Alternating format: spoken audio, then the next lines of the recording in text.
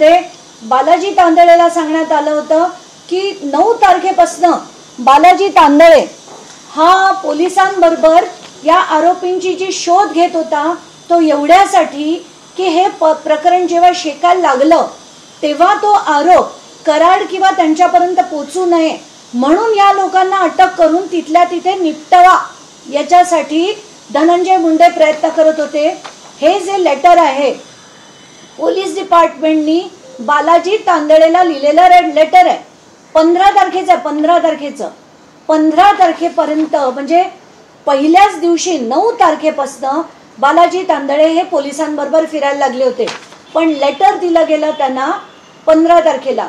आणि कुठचं police station आरोपीच्या मित्राला लेटर देऊन सांगतं की तू आमच्या बरोबर तुझी गाडी घेऊन ये आणि आपण शोध सुरू करू।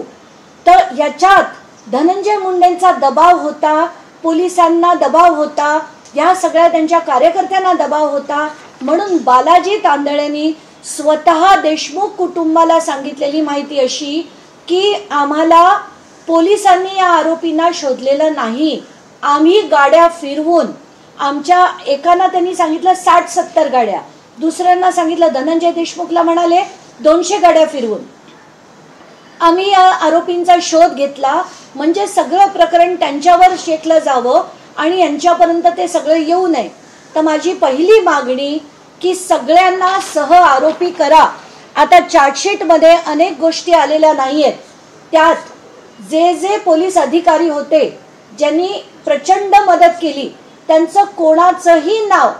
त्या चार्जशीट मध्ये नाही, त्या कोणाचंही स्टेटमेंट देखील चार्जशीट मध्ये नाही। ती पूर्ण 200 लोकांची यादी आहे, त्याच्यात ना राजेश महाजन आहे, ना राजेश पाटील आहे, ना महाजन आहे, ना गीते म्हणून जे LCBचे अधिकारी होते जे सुद्धा त्या खंडणीच्या दिवशी उपस्थित होते त्या कोणाचीही स्टेटमेंट नाही। आणि त्या LCBचे जे गीते होते त्यांनी प्रचंड प्रमाणात मदत केली होती या सगळ्या टोळीला, त्यांना पूर्ण कल्पना होती की संतोष देशमुख यांना उचलून नेलं गेलेलं आहे तरी सुद्धा त्यांनी मदत केली। तर हे सगळे सह आरोपी झाले पाहिजेत म्हणून कायदा काय म्हणतो की prima facie whenever prima facie evidence is available then action should be taken and FIR should be registered। तर माझी मागणी आहे की धनंजय मुंडे, बालाजी तांदळे, शिवलिंग मोराळे, सारंग आंधळे, डॉक्टर वायबसे व त्यांच्या पत्नी, SP बारगळ, PSI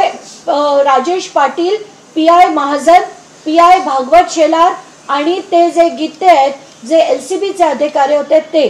अशा 10 जणांना सह आरोपी करा, त्यांची सगळ्यांची स्टेटमेंट्स घ्या। आता मला जी माहिती आली आहे ती अशी आहे की आणि ती माहिती मी 7 तारखेला SPंकडे पाठवली, SPंनी ती CID कडे पाठवली आहे, त्याच्यात सगळे डिटेल मी दिलेले आहेत की ज्यांच्याकडनं माहिती आली